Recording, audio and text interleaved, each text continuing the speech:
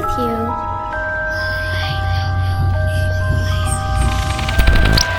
You're not afraid of the dark, are you?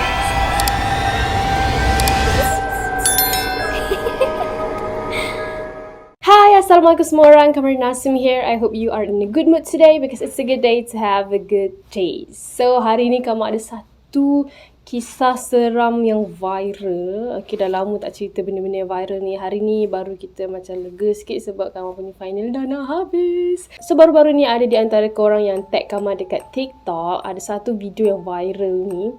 Ada orang pergi menelusuri satu rumah yang usang ya. Tapi yang menarik perhatian kita adalah rumah usang tu adalah rumah mewah. Dan dikatakan di sebalik rumah mewah yang ditinggalkan tu ada satu kisah yang sangat-sangat menyayat hati sebab dikatakan berlaku peristiwa pembunuhan seorang kanak-kanak kecil yang bernama Tasha di dalam rumah mewah ini. Jadi hari ini kita nak merungkai misteri di sebalik rumah mewah yang terbengkalai ini. Tapi sebelum tu, bagi yang baru dekat channel ni, jangan lupa subscribe butang di bawah and jangan lupa follow kami dekat Instagram Kamarina Hasim and also TikTok. Ya, saya dah ada TikTok you guys, tapi TikTok tu saya saja lagi. Kalau korang ada suggestion nak buat apa kat TikTok tu, bolehlah bagi tahu kat komen down below, okay? So, let's go.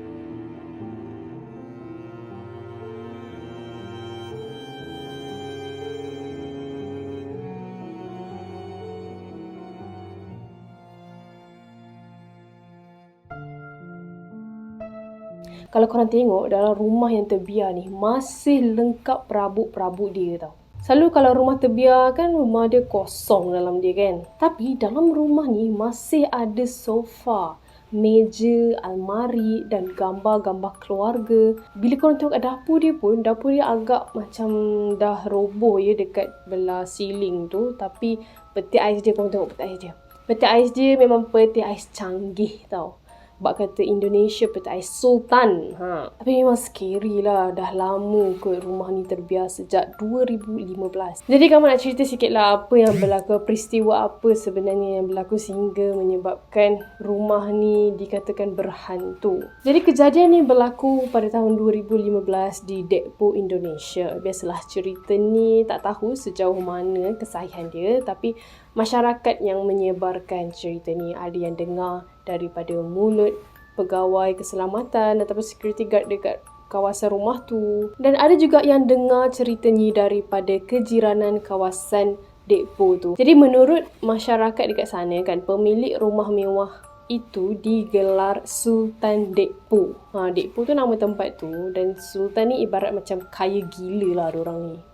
Memang billionaire. Dan siapa Tasha ni? Tasha merupakan anak angkat kepada pemilik rumah mewah ni. Tapi itulah, ada harta, ada kemewahan. Tapi pasangan suami isteri ni diuji dengan anak. Diorang tak ada rezeki nak ada anak. Jadi disebabkan itu, diorang terasa nak ambil anak angkat, which is Tasha. Jadi satu hari ni, ibu bapa Tasha ada outstation tau. Masing-masing ada urusan kerja. Jadi disebabkan itu, ibu bapa saudara Tasha tinggal di dalam rumah mewah tu untuk menjaga Tasha. Sebab tinggal budak kecil seorang-seorang kan. Jadi dalam rumah yang besar tu, tinggallah Tasha, ibu bapa saudara Tasha dan juga pengasuh Tasha. Niatnya supaya diorang bertiga ni bolehlah menjaga anak perempuan dia yang berumur 9 tahun tu. Tapi hakikatnya mereka bertiga ni lah punca kematian Tasha.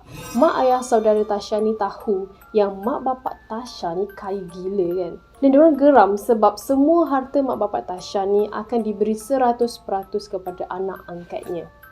Jadi diorang rasa dengki. Elok-elok tak ada anak. ambil anak angkat pula. Dah semua harta dia bagi dekat anak dia pula. Kalau tak, diorang perasan lah mesti harta tu akan turun sikit dekat diorang kalau jadi apa-apa dekat mak bapak Tasha ni kan. Sebab diorang ada pertalian darah daging.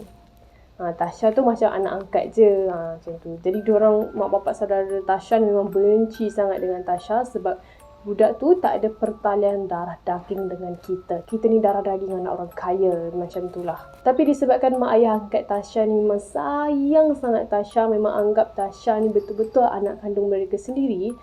Sebab itulah diorang bagi 100% harta ni semua dekat Tasha kalau diorang berdua meninggal dunia.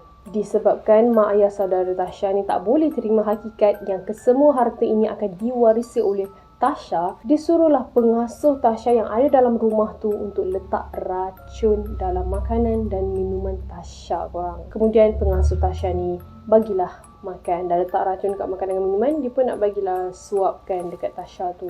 Suap punya suap, akhirnya Tasha tewas disebabkan racun tersebut. Dan kes ni sebenarnya tak tahu tau dilaporkan ke polis ataupun tidak. Sebab memang tak jumpa ya. Cerita-cerita ni banyak diambil daripada mulut-mulut orang kawasan di situ dan juga pengawal keselamatan. Kira benda ni macam gosip-gosip lah yang tersebar. Dan katanya kan keluarga Tasha ni kan orang kaya kan. Jadi pihak keluarga dia ni memang sedaya upaya tutup kes ni. Dia nak sorokkan daripada media. Jadi itu kisah macam mana terjadinya kematian Tasha ni. Tapi ada satu lagi benda misteri yang menarik perhatian masyarakat, which is piano dalam rumah tu. Sepanjang Tasha dalam rumah tu, hobi dia memang suka sangat main piano tau korang. Mak ayah dia kan kaya kan.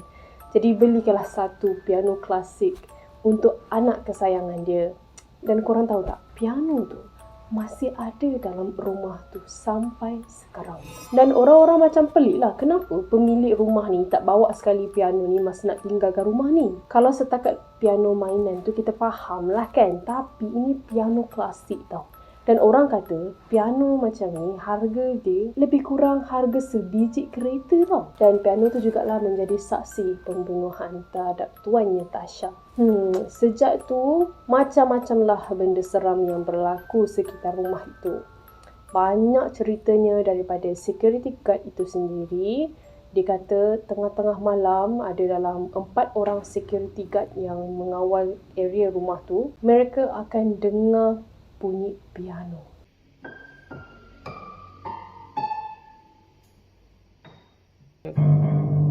Oh my gosh. Sumpah aku benar-benar merinding sini man. Setiap dari 4 security guard ni, 4 mengalami pengalaman yang sama tau. Seolah-olah macam ada orang tengah main piano dekat dalam rumah mewah tersebut. Jadi kes ni sebenarnya agak misteri sebab tak ada siapa tahu macam mana betul-betulnya terjadi kematian Tasha ni. Tak ada satu media pun yang buat liputan dan tak ada satu berita pun yang keluar. Jadi memang tertutup habislah kes ni. Hanya masyarakat sekeliling kawasan rumah tu je tahu pada awalnya. Tu pun menurut security guard dekat situ, sebahagian daripada jiran saja yang tahu, tak semua yang tahu. Dan mungkin disebabkan takut reputasi keluarga kaya ni, keluarga billionaire ni jatuh disebabkan pembunuhan seorang kanak-kanak, jadi diorang meninggalkan rumah tu terus macam tu. So kalau korang perasan, dalam rumah tu dia tak betul-betul clear kan. Dia tak betul-betul ambil semua barang. Siap ada garam lagi, ada gula, dalam peta ais pun ada macam sos lagi, tapi dah rosak lah, dah bertahun-tahun kan dalam tu. Dan sesiapa yang nak pergi ke dalam rumah tu pun sebenarnya tak boleh pergi sembarangan lah, kena minta izin daripada security guard dekat situ dulu.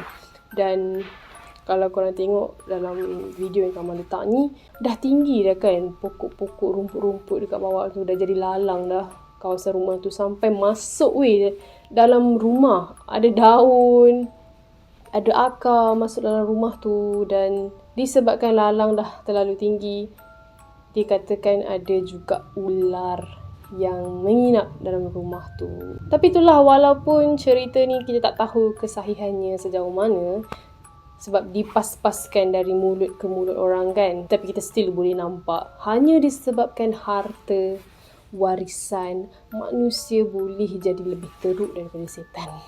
keluarlah sifat sombong, dengki sampai sanggup membunuh semata-mata untuk mendapatkan harta. Nauzubillah min zalik. Semoga kita semua dijauhkan daripada perkara-perkara begini. Amin. So, itu sajalah saya rasa liputan berita saya pada hari ini. Cheers. So, thank you yang dah tengok video ni sampai habis. For those who are new in my channel, don't forget to hit the subscribe button below and turn on the notification bell so that you will not miss any video that I post. See you in my next video. Bye!